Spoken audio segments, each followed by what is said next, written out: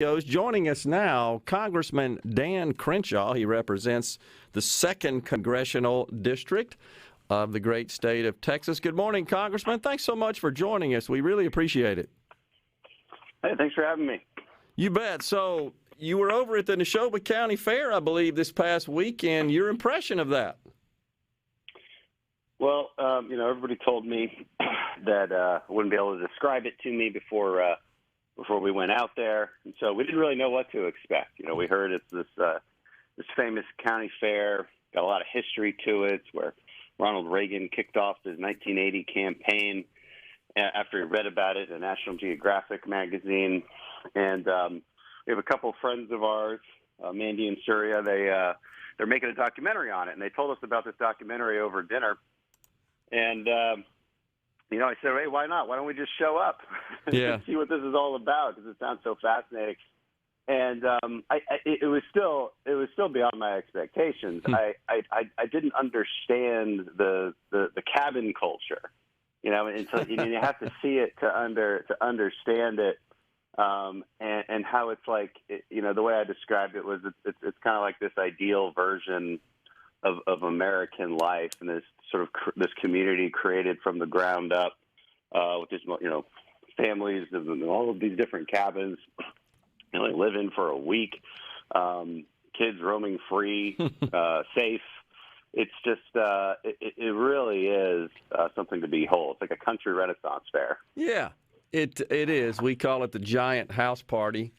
And and we will actually be doing the show this coming Wednesday and Thursday over at the fair. And, of course, we'll be speaking to many of those from the political domain here in Mississippi that will be speaking. So it's always a lot of fun, and it's really something, Congressman, during statewide election years, you can imagine. It's where you see all the great speeches from the candidates and just lots of buzz. It's lots of fun.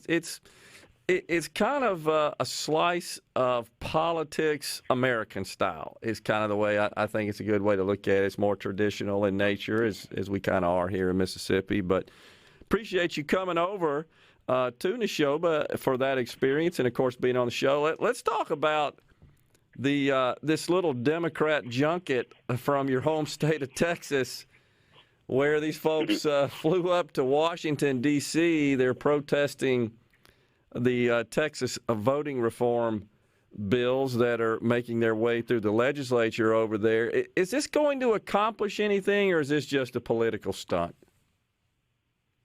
I hope it's a political stunt. Like they can't delay it forever. Yeah. And maybe you guys in Mississippi could take some notes, because we've obviously figured out how to get all our Democrat representatives to flee the state. So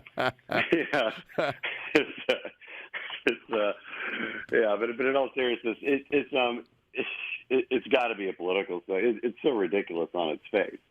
They don't even know what they're fighting against.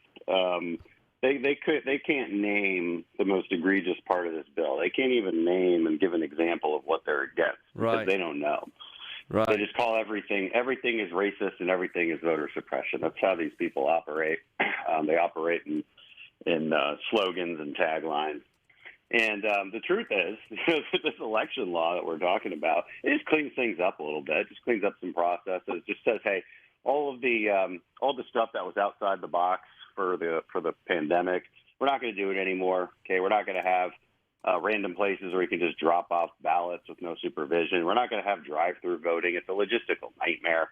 We're not going to have 24-hour voting. Nobody needs to be voting at 3 a.m. It's already extremely easy to vote. And Democrats have this really disingenuous line that they use when you talk about this. They'll say, why do you want it to be? Why don't you want it to be easier to vote? What's wrong with that? And they say it in this sort of condescending, compassionate voice. But look, it's already really easy to vote. Like, it is not hard to vote anywhere in America. That is right. First of all, it's a flat-out lie. And obviously, you can't make it so easy that the rules of the game don't matter anymore. That seems obvious. Voting is, in the end, it's an election. It's a competition.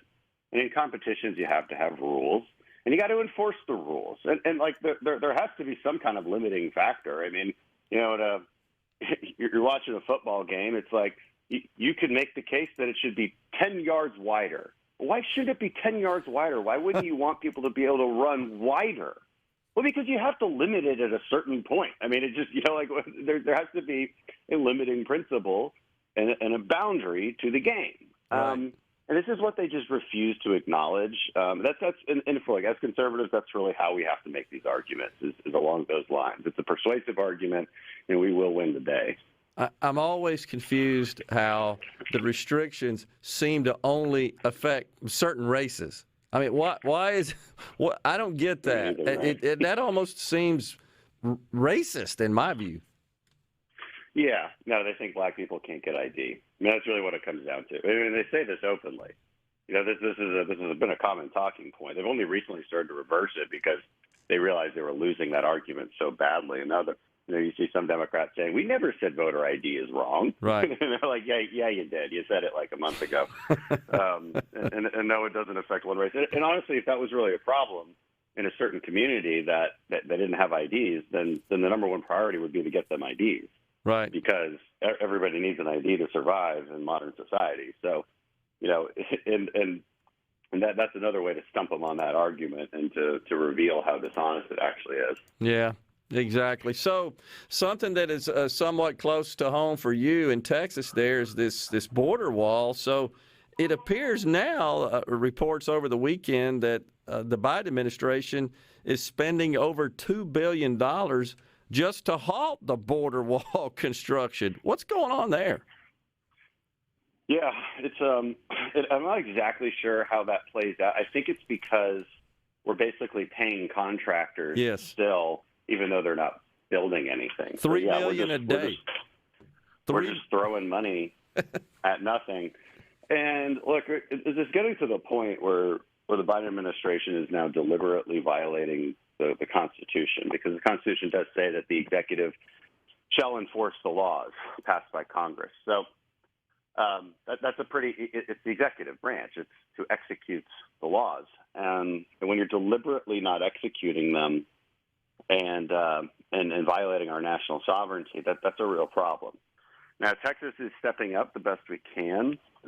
Recently, the state passed laws to be able to enforce trespassing. Yeah. So one of the big problems with border enforcement is that states don't have the jurisdiction to enforce it, right? They can grab somebody who's smuggling drugs because that violates the state law, but they can't grab somebody who's just illegally walking across, with their kids. And only Border Patrol can deal with that. And when the Biden administration refuses to deal with that and just lets them go, then we've got obviously a real problem on our hands. So the state of Texas is going to do its best to stand up to that and start enforcing trespassing laws. But it's been a legal battle to get there. Man, it seems like such a mess. But it appears somewhat hypocritical, does it not, when with respect to migrants that are trying to escape Cuba, we've got HHS and other Biden administration officials saying, don't come here over through the water. It's what they're saying. But as far as those crossing the border in Texas, come on in. Oh, it's insulting to Cubans, to be honest. Because Republicans don't have a problem with our asylum laws. I do think that this country should be the beacon of hope for people fleeing persecution, but from a place like Cuba. Sure. Where there's real persecution. There's people being persecuted in a serious way all over the world, but those people aren't showing up at our southern border for the most part. Right. Okay. These are economic migrants, and again, it's kind of like what we talked about with the elections. There has to be some kind of limiting factor. Like there has to be some sort of rules of the game by which we play, and then we enforce standards about how we're going to process people. Democrats just can't wrap their heads around this. I mean, they're very self-serving on this front, right? They love to regulate you if you make money and if you create jobs and if you create investments and if you grow our economy. They want to regulate or provide energy that's cheap and reliable to the country. They want to regulate you out of existence. But when it comes to these other things like the border and elections, they're like all of a sudden libertarians. Yeah. And it's a very inconsistent ideology. Congressman, we're up against vote for it. We're up against a break right here. You got to go, or can you hang with us for another segment?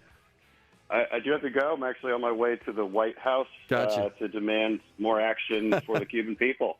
So awesome. I do have to go. Thank you, guys. Appreciate and I really it. enjoyed the Neshoba County Fair. It was amazing. Thank you. Thank you, Congressman, for joining us today. We'll talk soon. Bye. Congressman Dan Crenshaw from the Texas 2nd Congressional District has been our guest. We'll be right back here on the JT Show.